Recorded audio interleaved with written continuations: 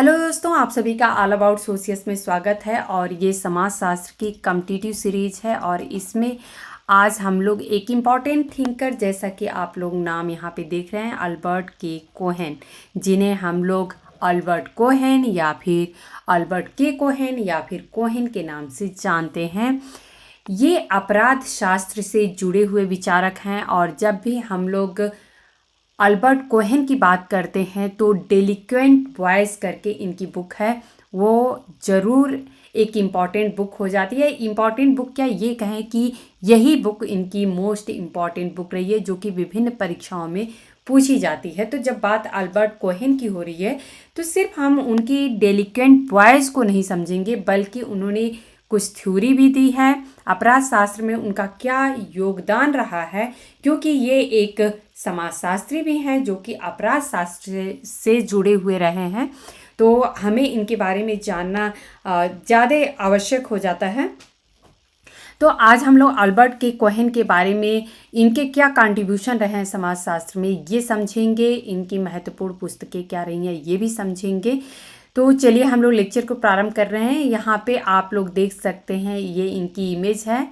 Albert क्रिसिडेल Cohen 15 जून 1918 से 25 नवंबर 2014 तक इनका जीवन काल रहा है। अच्छा, यहाँ पे मैं ये भी बता दूँ कि विकिपीडिया से मैंने जो कंटेंट लिया है वो हिंदी और इंग्लिश बाई लैंग्वेज है। तो आप लोग मेन जो थ्योरी है वो उतने में ही दे दिया गया है, समझा दिया गया है।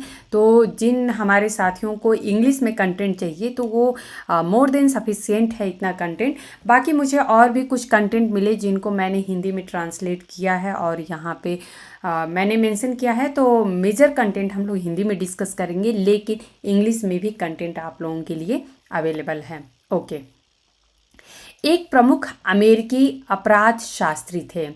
उन्हें अपराधी शहरी गिरोहों के अपने उप सांस्कृतिक सिद्धांत के लिए जाना जाता है, जिसमें उनकी प्रभावशाली पुस्तक delinquent boys culture of the gang भी शामिल है। उन्होंने 1984 से 85 तक अमेरिकन सोसाइटी ऑफ क्रिमिनोलॉजी के उपाध्यक्ष के रूप में कार्य किया है और 1993 में उन्हें सोसाइटी का एडविन एच सदरलैंड पुरस्कार मिला था।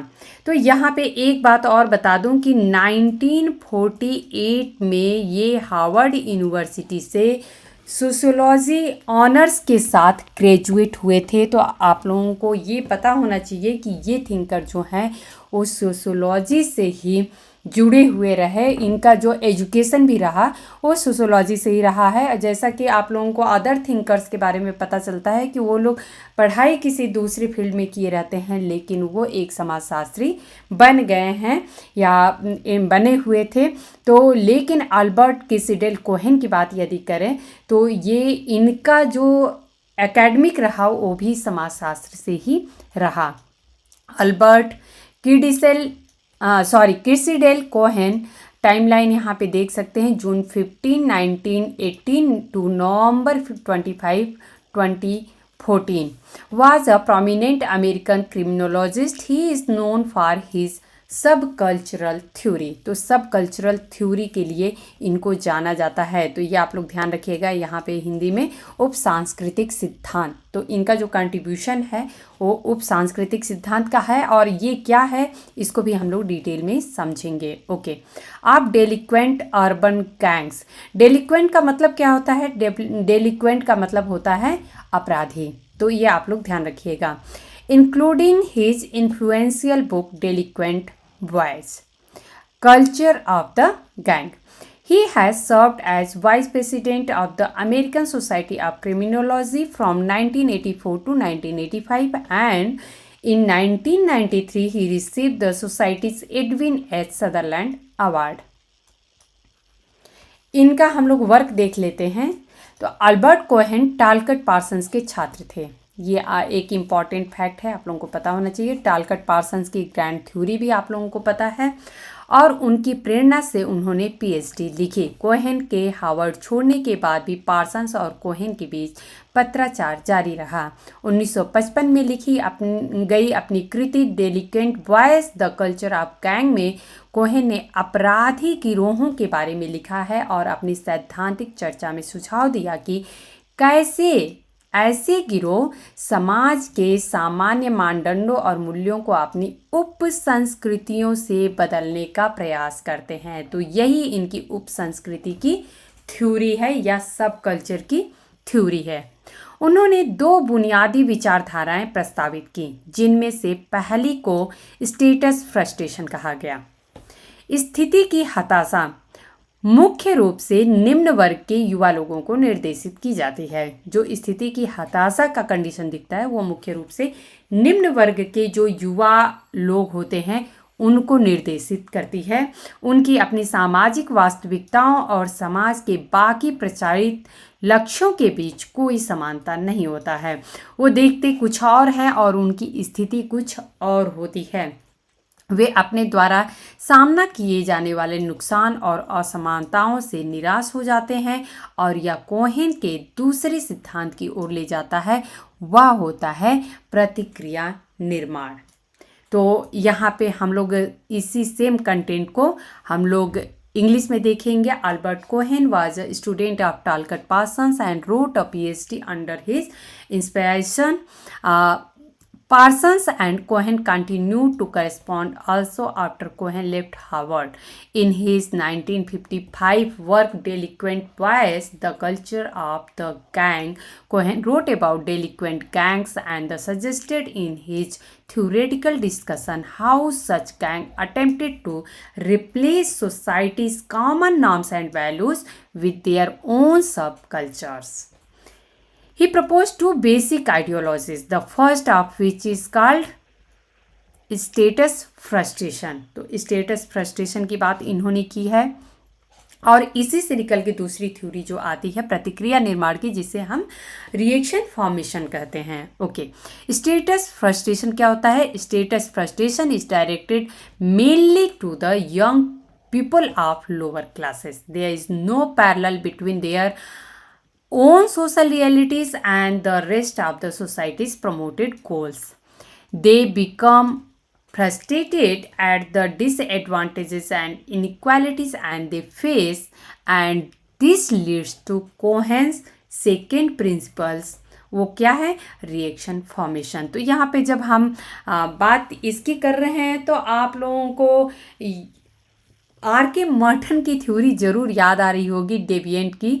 तो यहाँ पे हम लोग कुछ R.K. मर्टन को भी डिस्कस करेंगे, लेकिन पहले इसको हम लोग डिस्कस कर लेते हैं। प्रतिक्रिया निर्माण अब क्या होती है? तो प्रतिक्रिया निर्माण स्थिति कुंठा से उत्पन्न होती है या ये कुंठा से उत्पन्न एक प्रतिक्रिया होती है और निम्न वर्ग के युवा पुरुष अपने समाज के मानदंडों और मूल्यों को वैकल्पिक मानदंडों और मूल्यों से बदलते हुए पाते हैं। यानी सम्मान के लिए कड़ी मेहनत करना सामान्य लक्ष्य होने के बजाय यह एक आपराधिक कार्य बन सकता है, जैसे कि सम्मान पाने के लिए सबसे अधिक बर्बरता कौन करता है, यानी कि डोमिनेंसी किसकी है, सबसे ज़्यादा वर्चस्व किसका दिख रहा है। उसके लिए हम कई सारे रूप देखते हैं। हो सकता है कि कुछ लोग ऐसे हैं कि कई लोगों को डरा के धमका के और उन पे अपना वर्चस्व कायम रखें, तो ये एक आपराधिक कार्य भी बन सकता है। लक्ष्य तो उनको प्राप्त हो गया, क्यों? वो वर्चस्व दिखा रहे हैं लोगों पे, लेकिन जो उनका कार्य था जिस वजह से वो वर्चस्व दिखा रहे हैं वो एक अपराधी प्रवृत्ति का कार्य था। यह समूह को मूल्यों और स्थिति की भावना प्रदान करता है और उन्हें बड़े समाज से प्राप्त नहीं हो सकती है। यह एक ऐसी प्रक्रिया है जो समूह के सदस्यों को समाज से अपने बहिष्कार के अनुकूल होने की अनुमति देती है। मर्टन के तनाव सिद्धांत के विपरीत, यहाँ पे आप लोगों को मर्टन का जिक्र आखिर में मिल ही गया।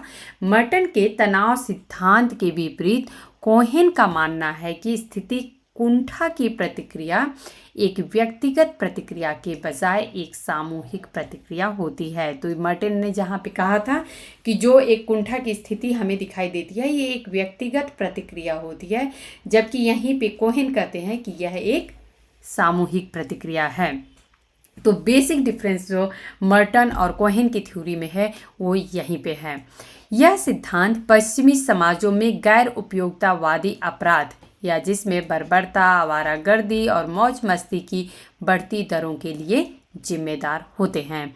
हालांकि इस तरह की हरकतें अपराधी को मौद्रिक लाभ नहीं पहुंचाती हैं। ऐसा नहीं कि उन्हें बहुत सारा पैसा मिलता है, लेकिन वे उप संस्कृति के सदस्यों के लिए मूल्यवान बन जाती है, क्योंकि वो अपनी खुद की एक सब कल्चर का निर्माण कर चुके होते हैं। इस तरह व्यक्ति के सहकर्मी समूह के बीच स्थिति और प्रतिष्ठा प्राप्त करने का सुलभ साधन बन जाता है। सेम कंटेंट को हम लोग इंग्लिश में देख लेते हैं। इसके बाद से हम लोग जितने कंटेंट हैं वो हिंदी में देखेंगे। 1 मिनट यहाँ पे थोड़ा सा मैं इसको कंप्रेस कर देती हूँ।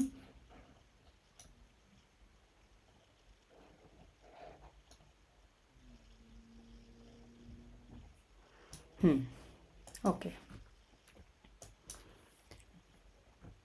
Reaction formation is the reaction from status frustration, and the young men of the lower classes find themselves replacing their society's norms and values with alternative ones.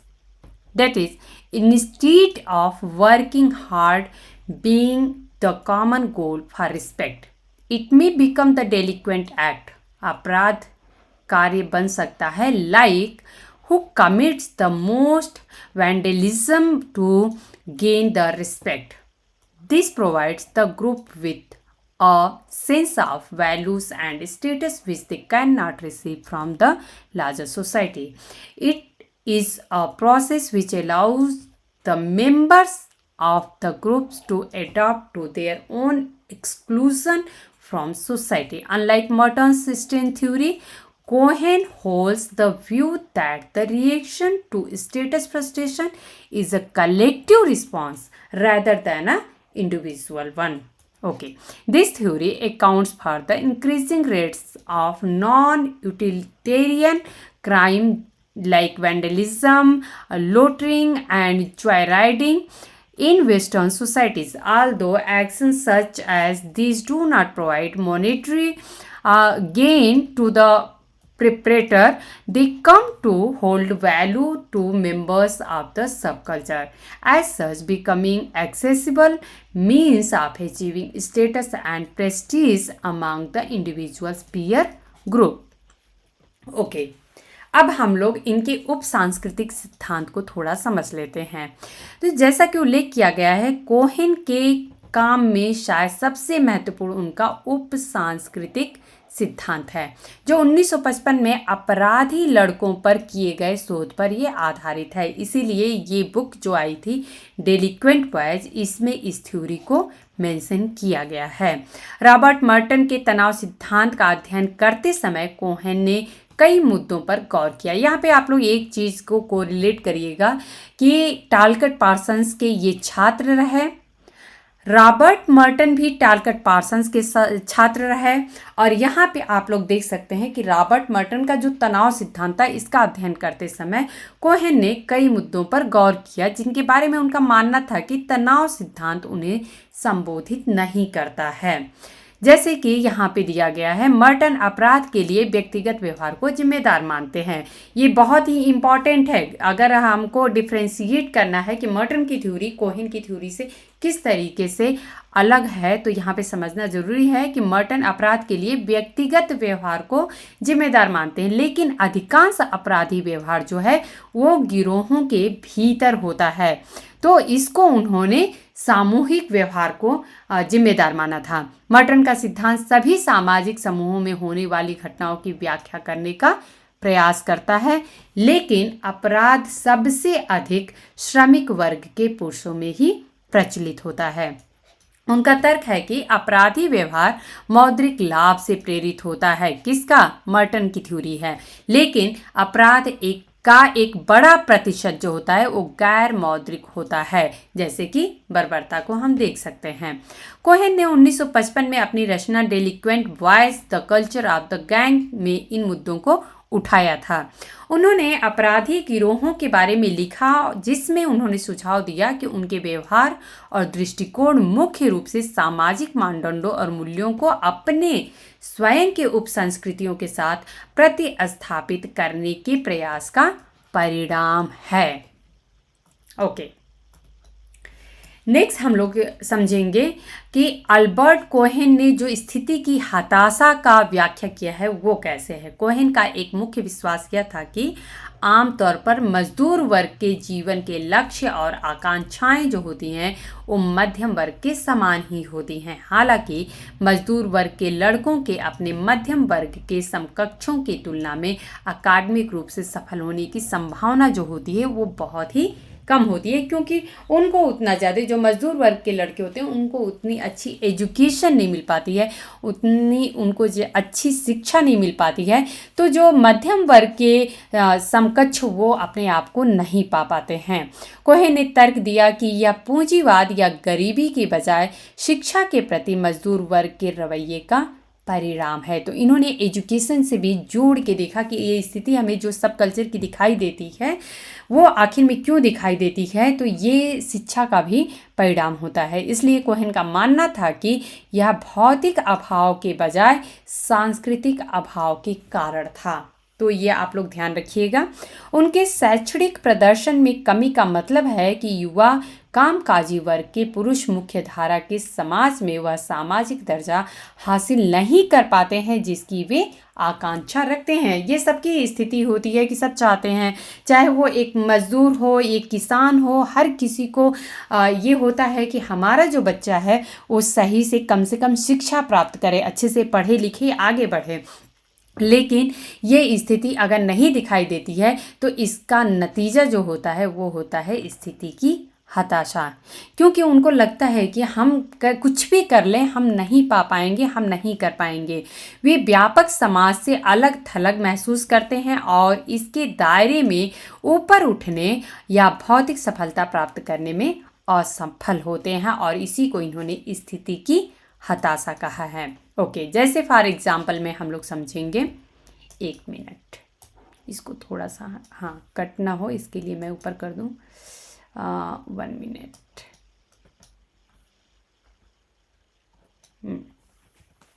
Example से हम लोग समझेंगे। कामकाजी वर्ग की पृष्ठभूमि से आने वाले लड़कों को यह विश्वास दिलाकर बड़ा किया गया है कि शिक्षा में अच्छा प्रदर्शन करना उतना महत्वपूर्ण नहीं है, या तो इसलिए कि यह केवल अमीर लोगों के लिए सुलभ विलासिता है, या इसलिए कि उसे कम कौशल वाली नौकरी मिल सकती है। इसलिए वह पढ़ाई को प्राथमिकता नहीं देता है और उसके आसपास के लोग उसे प्रोत्साहित भी नहीं करते हैं और अपनी परीक्षाओं में कम प्रदर्शन करता है। इसके विपरीत उसके मध्यम वर्ग और अमीर साथी जो होते हैं वो उच्च ग्रेड जो होते हैं वो प्राप्त करते हैं। ओके, जब लड़का जो अब एक युवा व्यक्ति है बड़ा होता है, उसके कम ग्रेड के कारण उसे शिक्षकों द्वारा डांटा जाता है और सहपाठियों द्वारा अनदेखा किया जाता है। उसे अच्छी सिफारिशें या इंटर्नशिप नहीं मिल पाती है और इस तथ्य से वह नाराज होता है कि उसके मध्यम वर्ग के दोस्त और परिचित ऐसा करते हैं और विश्वविद्यालय और अच्छी तनख्वाह वाली जो नौकरियां होती हैं उनके लिए वो सही रास्ते पे हैं। ऐसा इसलिए है क्योंकि यद्यपि उनका परिवार या समुदाय शैक्षणिक सफलता को प्राथमिकता नहीं देता, फिर भी उन्हें भौतिक सफलता में विश्वास करना सिखाया गया था और वे इसे हासिल करना चाहते थे। युवा श्रमिक वर्ग का व्यक्ति अपनी स्थिति के कारण हताशा महसूस करता है और उसे अपनी इच्छित स्थिति प्राप्त करने का कोई रास्ता नहीं दिखता, क्योंकि वह इसे पारंपरिक तरीके से प्राप्त नहीं कर सकता है। और यहाँ से जो एक अपराध की प्रवृत्ति का ये कहें कि उद्भव होता है, ये ऐसा अल्बर्ट कोहेन मानते हैं। ओके, इनका जो प्रतिक्रिया निर्माण का कॉन्सेप्ट है इसको भी हम लोग समझेंगे। तो उप संस्कृतियों में प्रतिक्रिया निर्माण कैसी होती है। कोहेन ने तर्क दिया कि स्थिति की हताशा के परिणाम स्वरूप, यहाँ पे आप लोग ध्यान रखिएगा, सबसे पहले फ्रस्ट्रेशन आता है, उसके बाद से उसके रिजल्टेंट में युवा श्रमिक वर्ग के पुरुष अपनी स्वयं की अपराधी उपसंस्कृतियां बनाते हैं। खुद सोचते हैं कि हम तो समाज से फाइट कर नहीं सकते हैं, समाज से लड़ नहीं सकते हैं, तो हमें अपने तरीके से इस समाज में अपनी स्थिति पहचान खुद बनानी होगी। उपसंस्कृति से तात्पर्य ऐसे समूह से है जिनके अपने विशिष्ट मानदंड और मूल्य होते हैं। उनके अपने विशिष्ट खुद के अपने मानदंड बनाएंगे, नॉर्म्स बनाएंगे, वैल्यूज बनाएंगे जो मुख्य धारा की संस्कृति के अनुरूप नहीं होते हैं। कोहेन के अनुसार उपसंस्कृतियों के सदस्यों को शुरू में मुख्य धारा के मूल्यों में समाजीकृत किया गया था। हालांकि यह देखते हुए कि वे अपने धन और विशेषाधिकार की कमी के कारण उनके माध्यम से स्थिति हासिल नहीं कर सकते थे, उन्होंने अपने स्वयं के सामाजिक समूह बनाए जिनके मूल्य और मानदंड उनके लिए काम करते थे। तो इसके लिए सब कल्चर का जो कंडीशन हमें दिखाई देता है वो फॉर्म होता है। ओके, इसको हम लोग फॉर एग्जाम्पल समझेंगे। पिछले उदाहरण का युवा कुछ दोस्तों साथ ही युवा कामकाजी वर्ग के पुरुषों से मिलता है जो उसकी जैसी स्थिति की निराशा को साझा करते हैं। वे सभी इस बारे में बात करते हैं कि वे भौतिक सफलता या सम्मान प्राप्त करने में कैसे असहाय महसूस करते हैं क्योंकि उन्होंने स्कूल में अच्छा प्रदर्शन नहीं किया या उनके पास मध्यम वर्ग के दृष्टिकोण या संबंध नहीं है। अंत में मजदूर वर्ग के युवा अपने जीवन को अलग तरीके से जीने का फैसला करते हैं चूँकि समाज ने उन्हें बहिष्कृत कर दिया है। अब वो अच्छे से पढ़ेंगे नहीं तो उनको अच्छे मार्क्स नहीं मिलेंगे तो उनकी जो क्वालिफिकेशन है वो सही उतनी अच्छी नहीं मानी जाएगी और इसके लिए उनको कोई नौकरी नहीं देता है, वो अपनी लाइफ को सही से लीड नहीं कर सकते हैं। तो इसके लिए उनको ये महसूस होता है कि हम तो समाज से बहिष्कृत कर दिए गए हैं और उनके लिए सफल होना बहुत ही मुश्किल बना दिया गया है। इसलिए वे अपने लक्ष्य खुद बनाएंगे और उन्हें अपने तरीके से हासिल करेंगे। युवा पुरुष एक समूह या उप संस्कृति बनाते हैं और स्थिति प्राप्त करने के वैकल्पिक साधन खोजने लगते हैं जिन्हें एक दूसरे द्वारा मान्यता दी जाएगी। तो आपस में ये लोग खुद अपने रूल्स रेगुलेशन, अपने नाम्स वैल्यूज बना लेते हैं और एक दूसरे के लिए उसको फिल करते हैं कि हाँ इसको हम लोग मान्यता दे देते हैं और इसी तरीके से हम लोग अपना काम करेंगे। वे जानबूझकर स्कूल छोड़कर इमारतों पर भित्ति चित्र बनाकर और चोरी करके सामाजिक नियमों और मानदंडों की अवहेलना करते हैं। प्रतिक्रिया गठन क्या है, ये एक इसमें प्रश्न उठता है, तो इसको हम लोग देखेंगे। उप संस्कृतियों के निर्माण से मूल्यों का प्रतिस्थापन भी होता है। जो उप संस्कृतियाँ हमारी बनती हैं, सब कल्चर फॉर्म होता है, तो मूल्यों का भी प्रतिस्थापन होता है जिससे प्रतिक्रिया निर्माण के रूप में जाना जाता है। तो इसी को हम प्रतिक्रिया निर्माण के रूप में, जब मूल्यों का प्रतिस्थापन होता है तो फिर उसी को हम प्रतिक्रिया निर्माण के रूप में जानते हैं। निम्न वर्ग के युवा पुरुष अपने द्वारा पहले अपनाए गए मूल्यों और आदर्शों को बदलते हुए पाते हैं और नए मूल्यों को अपनाते हैं जो उन्हें वह दर्जा और सम्मान देते हैं जो उन्हें मुख्य धारा की संस्कृति से नहीं मिला था। प्रतिक्रिया निर्माण की प्रक्रिया का मतलब था कि जो चीज़ें अन्यत्र नकारात्मक रूप से देखी जाती हैं जैसे कि बर्बरता और अनुपस्थिति अपराधी उपसंस्कृतियों के भीतर सकारात्मक रूप से देखी जाती है। जो लोग सबसे अधिक बर्बरता करते हैं उन्हें अपराधी समूह में उसी तरह पुरस्कृत किया जा सकता है जिस तरह से उच्च वेतन देने वाली नौकरी पाने वालों को व्यापक समाज में पुरस्कृत किया जाता है। तो ऐसा हम देखेंगे कि हम जितनी ज़्यादा बर्बरता करेंगे, जितने मारकाट करेंगे, जितने लोगों को पनिश करेंगे तो अपराधी समूह में उनको उतनी ही ज़्यादा पुरस्कृत किया जाता है। सेम वैसे ही जैसे कि हम अपने नॉर्मल अपनी सोसाइटी में हम देखेंगे सही तरीके से जो उच्च वेतन पाने अगर वाला कोई नौकरी कर रहा है तो उसे समाज में उसी तरीके से पुरस्कृत किया जाता है। यहाँ पे भी हम एक एग्जाम्पल से समझेंगे। उप संस्कृति में श्रमिक वर्ग के युवा पुरुष उन मूल्यों को प्रतिस्थापित करते हैं जो उन्हें सिखाए गए थे तथा जिन्हें वे एक समूह के रूप में अपनाते हैं। वे इस विचार को त्याग देते हैं कि पैसा कमाने का कोई अच्छा, सही या साफ तरीका है। जैसे कड़ी मेहनत, प्रतिभा, समर्पण इत्यादि। वे इसे इस विश्वास में बदल देते हैं कि वे खुद को जिस तरह चाहें समृद्ध कर सकते हैं। उनकी दुनिया है, उनके रूल्स हैं, वो अपने तरीके से अपनी जिंदगी जिएंगे। समूह शिक्षा और कानून जैसी संस्थाओं के प्रति अपने सम्मान को भी बदल देता है और इसके बजाय उनकी अनुपस्थिति और भित्ति चित्र जैसे गैर कानूनी कार्य करने की इच्छा को महत्व देता है। व्यापक समाज में इस तरह की हरकतें करना बहुत बुरा माना जाता है, लेकिन उप संस्कृति के भीतर यह सम्मान और प्रतिष्ठा को प्रेरित करता है। हमने पहले जिस मजदूर वर्ग के युवा का अनुसरण किया, वह कई सप्ताह स्कूल छोड़ देता है और कई लोगों के घर से चोरी करता है, समूह का नेता बन जाता है और वह सब कुछ हासिल कर लेता है जो वह हमेशा से चाहता था। कोहेन ने तर्क दिया कि यह स्पष्टीकरण मर्टन के तनाव सिद्धांत की 3 कमियों को संबोधित करता है, जिनका उल्लेख हम लोग ऑलरेडी कर चुके हैं। युवा कामकाजी वर्ग के पुरुषों द्वारा अन्य सामाजिक समूहों की तुलना में अपराध करने की अधिक संभावनाएं आखिर में क्यों होती हैं? वे गिरोह बनाकर ऐसा क्यों करते हैं और वे ऐसे अपराधी व्यवहार में क्यों संलग्न होते हैं जिससे कोई आर्थिक लाभ नहीं होता है, जैसे कि बर्बरता या मारपीट या फिर लड़ाई।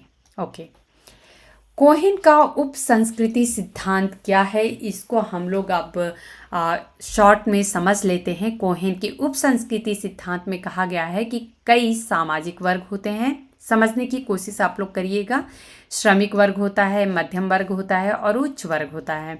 माता पिता की शैली और सामाजिकरण के परिणाम स्वरूप बच्चे इन वर्गों में विकसित होते हैं। भाई, जैसा परिवार का परिवेश होता है, माता पिता की शिक्षा रहती है, जैसी उनकी परवरिश होती है, उनका सामाजिकरण किया जाता है, उसी तरीके से बच्चे जो होते हैं इन वर्गों में विकसित होते हैं। इसके अतिरिक्त मध्यम वर्ग के लक्ष्य समाज में सफलता के लिए मानक बनाते हैं।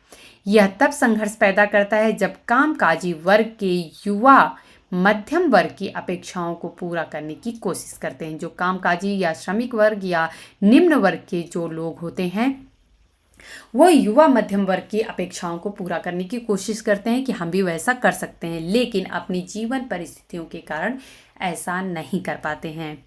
इस सिद्धांत में इस घटना को स्टेटस फ्रस्ट्रेशन कहा गया है। स्टेटस फ्रस्ट्रेशन इसलिए होता है क्योंकि इन युवाओं के पास मध्यम वर्ग के लोगों के समान कौशल, व्यवहार और आदतें नहीं होती हैं। नतीजतन वे निराश हो जाते हैं और फिर स्कूल जाने से बचते हैं या अपराधी बन जाते हैं। ओके, उप संस्कृतियाँ और प्रमुख मूल्य क्या होते हैं? तो उप संस्कृति एक ऐसा समूह है जिसके मूल्य मुख्य धारा की संस्कृति से अलग होते हैं। सार्वभौमिक अपेक्षाओं को पूरा करने के लिए संघर्ष करने वाले कामकाजी वर्ग के युवा अपने स्वयं के सामाजिक समूह बनाते हैं जहां उनके मूल्य साझा किए जाते हैं और इन उप संस्कृतियों के निर्माण से विचलन उत्पन्न होता है। जैसा कि पहले उल्लेख किया गया है कि सार्वभौमिक अपेक्षाएं जो होती हैं उपलब्धि के मध्यम वर्ग के या मध्य वर्ग के मानकों पर आधारित होती है। तो जो भी सार्वभौमिक अपेक्षाएं होती हैं या उपलब्धि होती है, ये मध्य वर्ग के मानकों पर आधारित होती है। ओके, अब मध्य वर्गीय मूल्य क्या होते हैं ये भी हम लोग देख लेते हैं। तो ये होते हैं, कोहन का तर्क है कि मध्यम वर्ग के बच्चों का समाजीकरण निम्न मूल्यों के आधार पर किया जाता है और जो कि यही सार्वभौमिक माना जाता है।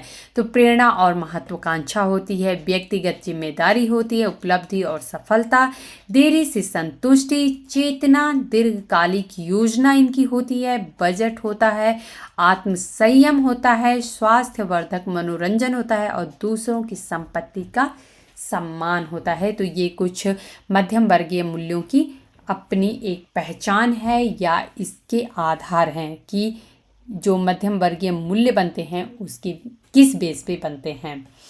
यहाँ पे मैं ये बता दूँ कि इनके बुक्स के बारे में कुछ डिटेल में तो नहीं दिया है, इन्होंने बहुत सारी किताबें लिखी भी नहीं हैं। यहाँ पे मुझे इनकी 3 पुस्तकें दिखी और जिसको हम लोग यहाँ पे डिस्कस करेंगे। ईयर्स मुझे मेंशन किया हुआ नहीं मिला, तो 1955 तो ये आप लोगों को डेलिक्वेंट वॉइस का आई थिंक है। बाकी आप लोग प्रिजन वायलेंस करके ये बुक है, इन्होंने 3 लोगों ने मिल के लिखा है, जिसमें अल्बर्ट की कोहेन का फर्स्ट नेम आप लोगों को दिख रहा है, ब्लर है ये। तो प्रिजन वायलेंस बुक है इनकी, आप लोग ध्यान रखिएगा। और डेविएंस एंड कंट्रोल, ये ध्यान रखिएगा आप लोग, अल्बर्ट की कोहेन की बुक है। तो दोस्तों आई थिंक कि आज के लेक्चर के बाद आप लोग अल्बर्ट के कोहेन के बारे में कभी नहीं भूल पाएंगे। इनकी डेलिक्वेंट वॉइस तो आप लोगों को पता ही है, अदर देन डेलिक्वेंट वॉइस 2 पुस्तकें और भी आप लोगों को यहाँ पे मिली। और इनकी जो थ्योरी है सब कल्चर की, इसमें जो 2 कॉन्सेप्ट हमें देखने को मिलते हैं, प्रतिक्रिया निर्माण का और स्टेटस फ्रस्ट्रेशन का, बस इतना ही आप लोगों को समझना है। अल्बर्ट के कोहेन को आप लोग समझ चुके हैं। तो उम्मीद है कि आज का लेक्चर आप लोगों को पसंद आया होगा, और यदि पसंद आया होगा तो लाइक ज़रूर करिएगा, कमेंट करके हमें बताइएगा, अपने दोस्तों में शेयर करिएगा। धन्यवाद।